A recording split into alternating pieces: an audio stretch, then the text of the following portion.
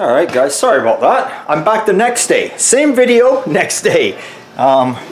Just put the camera down and was going to show you guys something. I don't remember what, and I don't know, I just got carried away with something else and I forgot, and here we are. Anyway, next day.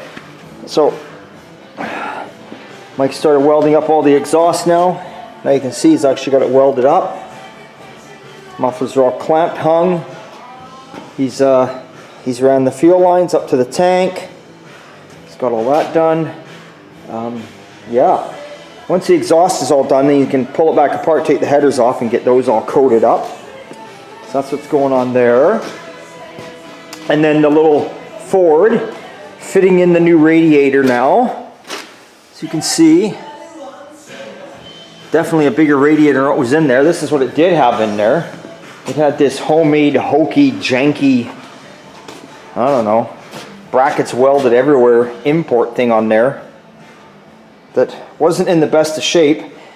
And at the end of the day, honestly, you send that in, you get a new core, you get the tanks fixed, all the bullshit. Probably costs you, believe it or not, in Canada, I don't know, minimum 500 to fucking maximum 700.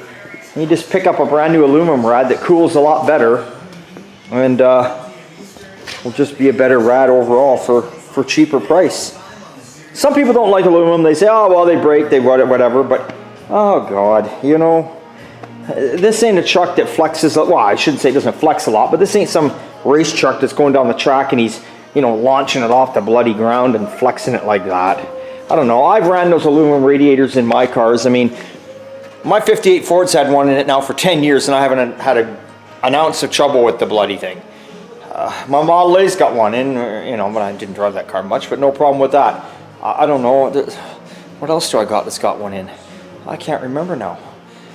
The wagon doesn't. The wagon's the original rad, all redone, but that's because the gentleman I bought the car off did that. So anyway, we've put lots in customer cars. We've never had a problem. Sometimes you get a bad one, but sometimes you get a bad one with everything, right? Okay. So since that video occurred, y'all remember this one, the 68 Firebird. We did the quarters and floors and all that stuff on it last year, or he brought it back. Now what's going to happen is we're going to pull the engine and transmission out, then we can pressure wash it all and clean it up underneath and grind all the welds down that we weren't able to, and then we're going to texture spray the whole thing. Drop the diff out, drop the leaf springs, the gas tank, all of it, and get it sprayed up nice. And then from that point we're going to pull the rad support and check that out and see what's going on there. He thinks there might be some rust, might not be, and just make sure that we take care of any rust. He wants to take, there's some rust bubbles in the doors, he wants to take care of those. So yeah, so that came in, so that's another job on the go, so that's good. And then the shed pickup, I started cutting this side apart now, passenger side. And then we got a patch up in here, we got to put up in here. We had a big, not rust hole, but a big huge hole cut out of it.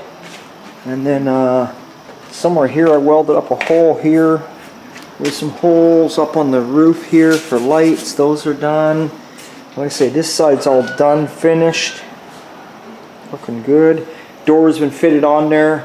So I took the door off that was on this truck. It was rotten. I got another one of the good doors that he's got.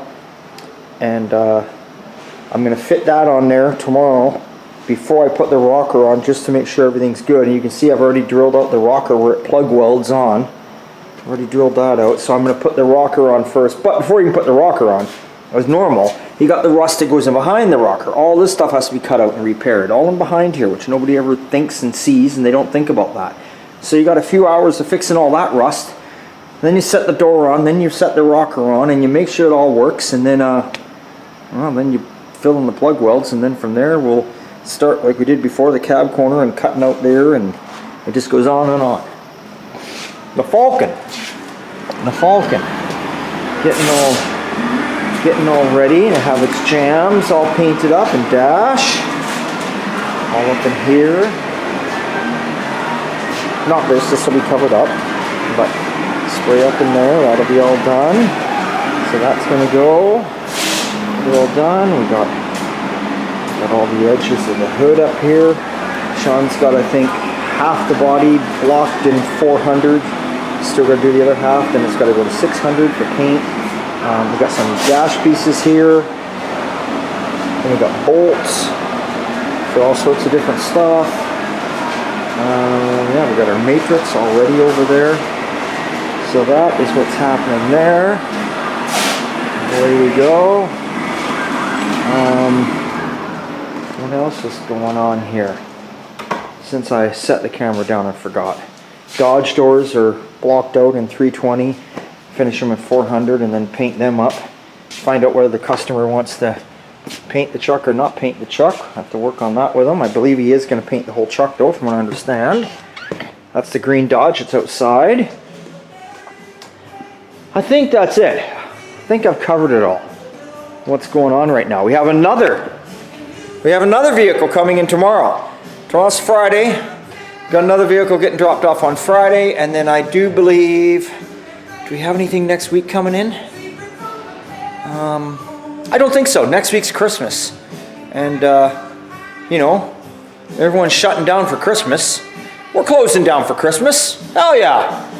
Closing down on Christmas Eve around 1 or 2 o'clock, and closing for Christmas Day, and then we're here Boxing Day, Friday the 27th, and Saturday the 28th. And then we're here New Year's Eve day, the 31st, full day. And then we're here New Year's Day, the 1st, full day. We're working right through New Year's week, not taking any days off. No point. I don't see the point in it. I'm not a New Year's kind of guy. Well, it's just another day to me. Another day. Another day that people use as an excuse to get drunk. Well, I can get drunk any day I want. I don't need that day to get drunk. Anyway, that is about all that's going on here. Office is still all intact. Nothing's changed. What can I tell you? Don't know. That's it. Hey, it's always a good time at old time, but I will tell you what you can look forward to. This Sunday is Fun Day Sunday back on the 55. And tomorrow's Friday. So on Fridays, I get so excited because I know Sunday's right around the corner. I'll see you then.